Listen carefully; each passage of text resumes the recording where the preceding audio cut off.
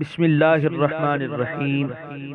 اللہ کے نام سے شروع کرتا ہوں جو بہت ہی مہربان ہمیشہ رحم فرمانے والا ہے۔ سورہ انعام آیت نمبر 11۔ قل سیروا فی الارض ثم انظروا کیف کان عاقبۃ المکذبین۔ ترجمہ: آپ فرمائیے سیر کرو زمین میں، پھر دیکھو کیسا ہوا انجام رسولوں کو جھٹلانے والوں کا۔ سورہ انعام آیت نمبر 11 کی تفسیر۔ قرآن حکیم نے بارہا زمین میں سیر و سیاحت کا حکم دیا ہے، لیکن صرف تفریح طبع کے لیے نہیں بلکہ عبرت پذیری کے لیے، لہو و لعب کے لیے نہیں بلکہ علمی مقاصد اور تاریخی نتائج اخذ کرنے کے لیے، تاکہ گزری ہوئی قوموں کے مسمار شدہ محلات، باغات، قلعوں اور شہروں کو دیکھ کر ہم اپنی اصلاح کریں اور ہمیں وہ روزے بد نہ دیکھنا پڑے جو اللہ تعالیٰ کی نافرمانی کی سزا میں انہیں دیکھنا پڑا تھا۔ اس نیت سے سیر و سیاحت کرنا باعث ثواب اور موجب رضائے الہی ہے۔ چنانچہ علامہ قرطبی نے صراحت کی ہے کہ ایسا سفر مستحب ہے جو گزری ہوئی امتوں اور اجڑے ہوئے شہروں کے آثار اور کھنڈرات دیکھ کر عبرت حاصل کرنے کے لیے کیا جائے۔ یہاں بھی کفار کو حکم دیا جا رہا ہے کہ تم حق کو قبول کرنے سے انکار کر رہے ہو اور روشن دلائل کے باوجود تم باطل سے چمٹے رہنے پر مصر ہو۔ ذرا زمین میں چل پھر کر تو دیکھو ان قوموں کا کتنا دردناک انجام ہوا جنہوں نے اللہ تعالیٰ کے رسولوں کو جھٹلایا۔ سورہ انعام آیت نمبر 12۔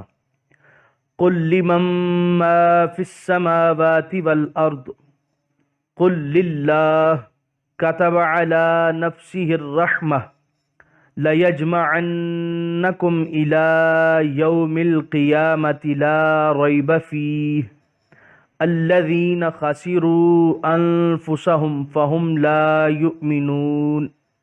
ترجمہ: آپ ان سے پوچھئے کس کا ہے جو کچھ آسمانوں میں اور زمین میں ہے، آپ ہی انہیں بتائیے سب کچھ اللہ ہی کا ہے، اس نے لازم کر لیا ہے اپنے آپ پر رحمت فرمانا، یقیناً جمع کرے گا تمہیں قیامت کے دن، ذرا شک نہیں اس میں، مگر جنہوں نے نقصان میں ڈال دیا ہے اپنے آپ کو تو وہ نہیں ایمان لائیں گے۔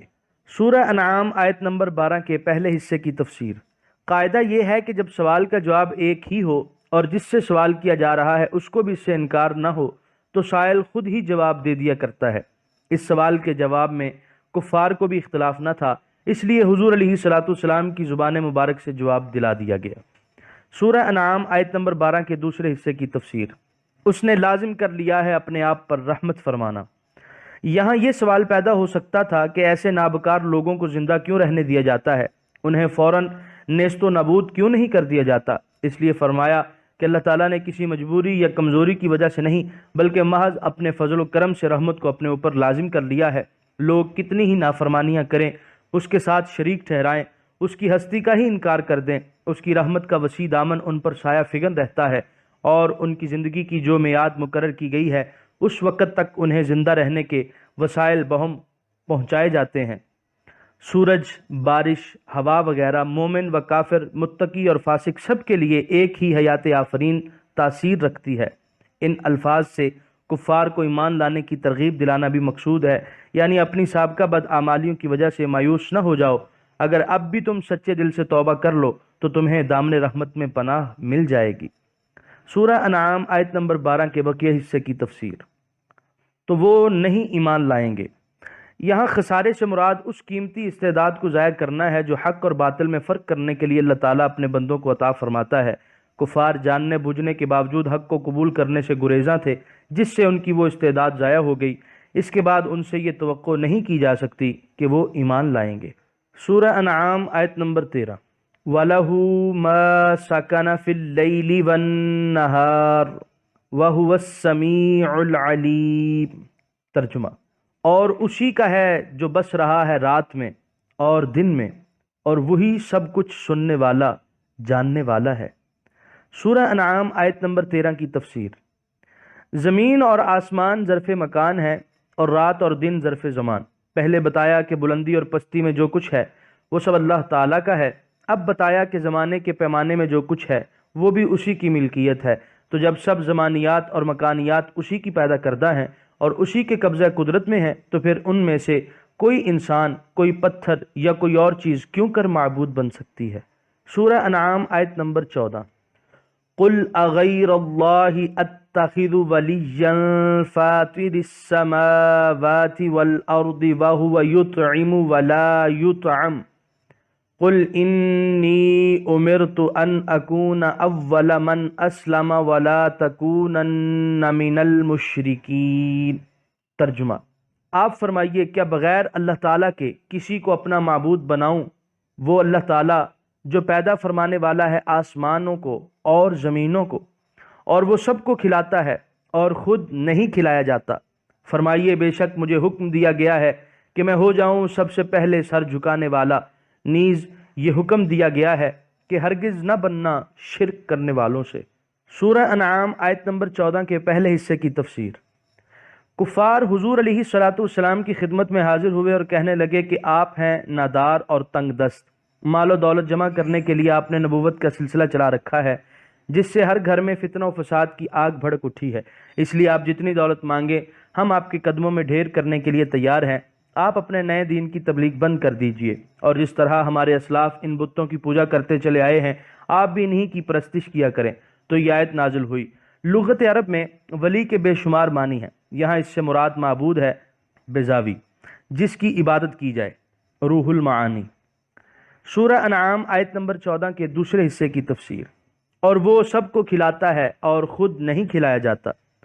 یعنی معبود تو وہ ہو سکتا ہے جو کسی کا محتاج نہ ہو اور ہر چیز اس کی محتاج ہو. تمہارے یہ بنائے ہوئے معبود اور خدا تو سراپا احتیاج ہی احتیاج ہیں. ہاں، میرا معبود جو زمین و آسمان کا خالق ہے وہی وہ معبود برحق ہے جو ہر محتاج کی حاجت روائی فرماتا ہے، ہر چیز کو رزق پہنچاتا ہے اور خود کسی چیز کا محتاج نہیں، نہ کھانے کا، نہ پینے کا، نہ کسی اور چیز کا. اب تم خود انصاف کرو کہ معبود حقیقی کون ہے. سورہ انعام آیت نمبر 14 کے تیسرے حصے کی تفسیر. فرمائیے بے شک مجھے حکم دیا گیا ہے. اے کفار، تم مجھے کیا لالچ دینے آئے ہو؟ مجھے تو اپنے رب کا یہ حکم ہے کہ میں سب سے پہلے اس کی الوہیت، اس کی کبریائی اور اس کی عظمت و جلال کے سامنے سر تسلیم خم کروں، اور شرک کی آلودگیوں سے اپنا دامن بچانے کی مجھے تاکید کی گئی ہے. اس لیے میں اپنے رب کے حکم سے سرتابی کر کے کیوں کر تمہارے کہنے سے ان باطل خداؤں کی پرستش شروع کر سکتا ہوں. سورہ انعام آیت نمبر 14 کے بقیہ حصے کی تفسیر. نیز یہ حکم دیا گیا ہے کہ ہرگز نہ بننا شرک کرنے والوں سے.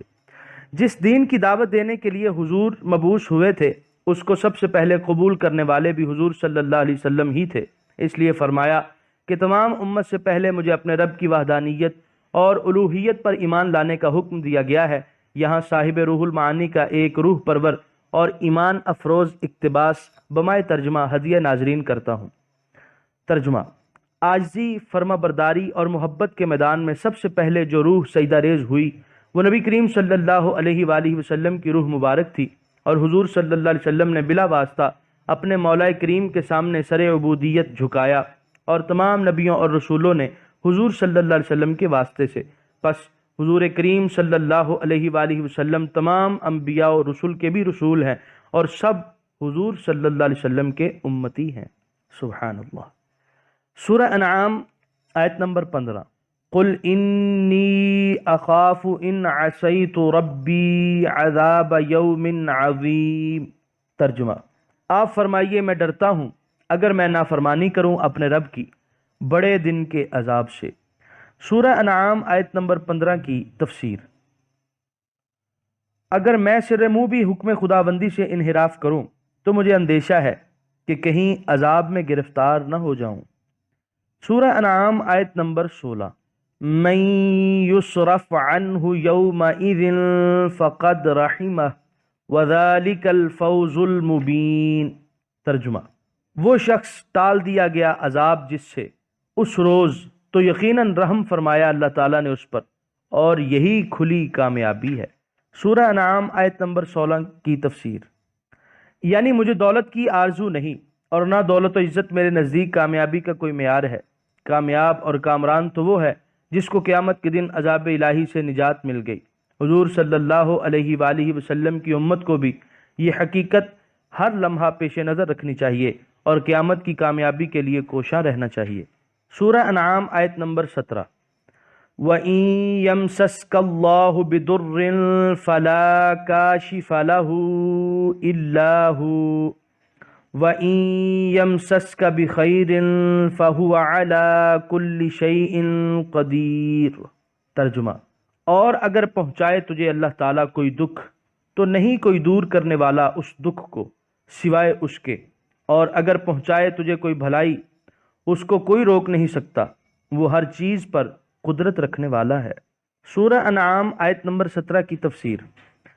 تکلیف اور راحت، بیماری اور صحت، ناکامی اور کامیابی، ذلت اور عزت سب اللہ تعالیٰ وحدہ کے دست قدرت میں ہے۔ اگر اللہ تعالیٰ کسی کو فقر، مرض یا قرض میں مبتلا کر دے تو کسی کے بس میں نہیں کہ اللہ تعالیٰ کی مشیت اور مرضی کے بغیر ان مصائب سے اسے نجات دے دے، اور اگر اللہ تعالیٰ کسی پر اپنا فضل و کرم فرمائے اور اسے اپنے انعامات سے سرفراز فرما دے تو کسی کی طاقت نہیں کہ اس سے چھین لے۔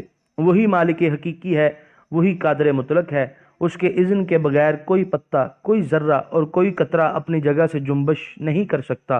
مشرک قوموں نے نیکی، بدی، بارش، فتح، دولت اور علم وغیرہ کے لیے الگ الگ خدا بنائے ہوئے تھے، ان سب کے خیالات فاسدہ کی تردید فرما دی۔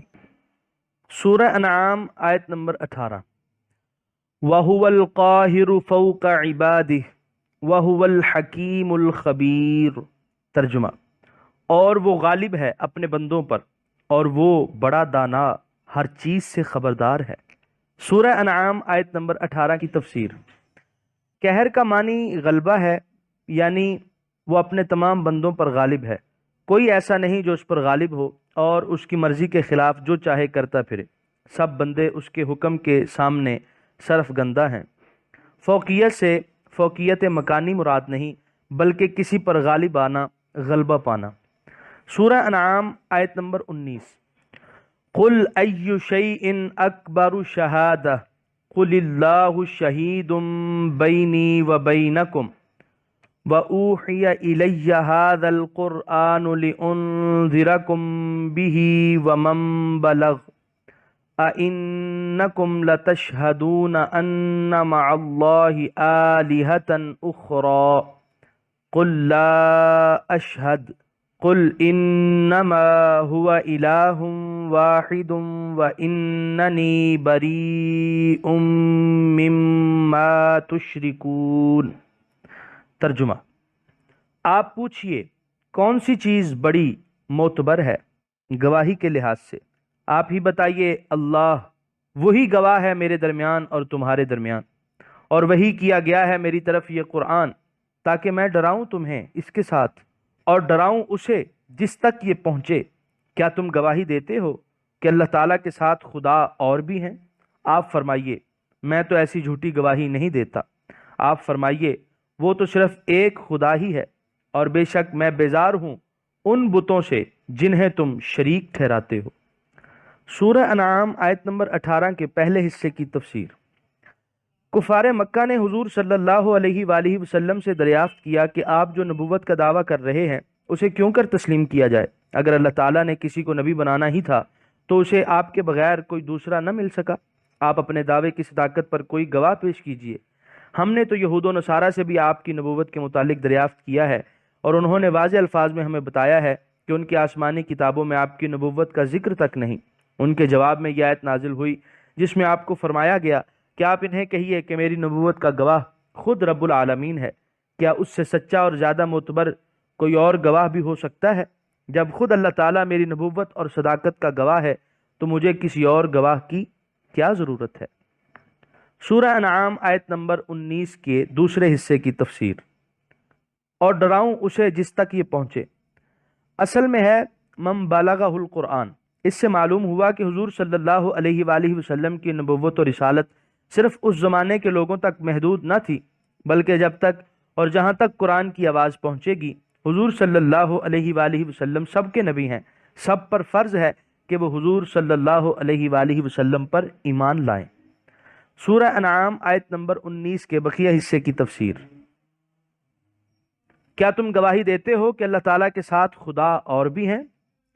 اگر تم اللہ تعالیٰ کے سوا کسی مخلوق کے خدا اور معبود بننے کی گواہی دو تو میں ایسی لچر اور بیہودہ بات ماننے کے لیے تیار نہیں۔ خدا تو وہی ایک ذات ہے جس کی قدرت، علم، کبریائی، بے نیازی اور غلبے کا ذکر تم اتنی دیر سے سن رہے ہو۔ میں تو صرف اسی ایک خدا کو اپنا معبود اور الہ یقین کرتا ہوں۔ باقی رہے تمہارے بے بس، محتاج اور بے مصرف دیوی دیوتا، تو میرا ان سے کوئی تعلق نہیں۔ کان کھول کر سن لو، میں ان سے بری ہوں۔ سورہ انعام آیت نمبر 20۔ الذین آتیناہم الکتاب یعرفونہ کما یعرفون ابناءہم الذین خسروا انفسہم فہم لا یؤمنون۔ ترجمہ: جنہیں ہم نے دی ہے کتاب وہ پہچانتے ہیں اس نبی کو جیسے پہچانتے ہیں اپنے بیٹوں کو۔ جنہوں نے نقصان میں ڈال دیا ہے اپنے آپ کو تو وہ نہیں ایمان لائیں گے۔ سورہ انعام آیت نمبر 20 کی تفسیر۔ اوپر گزرا ہے کہ اہل مکہ نے اہل کتاب سے بھی حضور علیہ الصلاۃ والسلام کے متعلق دریافت کیا تو انہوں نے آپ کے متعلق اپنی لا علمی کا اظہار کیا۔ اس آیت میں ان کا رد ہے کہ ان کا انکار لا علمی کی وجہ سے نہیں بلکہ محض ہٹ دھرمی اور اناد کی وجہ سے ہے، ورنہ وہ ہمارے نبی کو یوں پہچانتے ہیں جیسے وہ اپنے بچوں کو پہچانتے ہیں۔ ہجرت کے بعد حضرت عمر نے اس آیت کے متعلق حضرت عبداللہ بن سلام سے پوچھا کہ تم حضور صلی اللہ علیہ وسلم کو کیسے پہچانتے تھے؟ تو انہوں نے جواب دیا کہ حضور صلی اللہ علیہ وسلم کے اوصاف و کمالات اور علامات و نشانات اتنی وضاحت سے ہماری کتابوں میں مرقوم ہیں کہ جب ہم نے حضور صلی اللہ علیہ وآلہ وسلم کو دیکھا تو یوں پہچان لیا جیسے ہم اپنے بچوں کو پہچان لیتے ہیں۔ آخر میں حضرت عبداللہ نے فرمایا کہ بخدا میں تو اپنے بچے سے بھی زیادہ حضور صلی اللہ علیہ وآلہ وسلم کو پہچانتا ہوں، کیونکہ مجھے اپنے بچے کی ماں پر اتنا اعتماد نہیں جتنا اللہ تعالیٰ کی بتائی ہوئی علامات پر ہے۔ یہاں پر 7ویں پارے کا 8واں رکوع مکمل ہوا۔